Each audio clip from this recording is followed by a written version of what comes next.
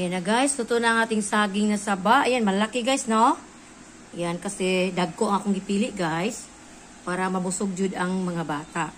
At ayan ang ating ginamos guys, na ginawa. Ayan, masarap ito guys, kasi galing ito ng Madridihos. Parang sakop siguro siya guys ng Daan Bantayan. Ayan, dinamihan ko lang guys ang kamatis kasi masarap din ang maraming kamatis. Ayan. Pero itong saging natin guys, ayan, grabe ka nagpo guys, Ayan, isang piraso guys, dalawa, wala na, busog na. Ayan, kasi gustong kumain ng anak ko ng saging. At ayan ang ating Indian mango na ginawa ko rin, Ayan, kakain din sila ng Indian mango. Pero ang sa akin guys ito, kasi mamaya guys, magluluto ako ng ulam para sa pananghalian at saka sa hapunan. Ayan ang ating saging. Mga unta ninyo guys. Lami kayo, hinog-hinog lang siya guys.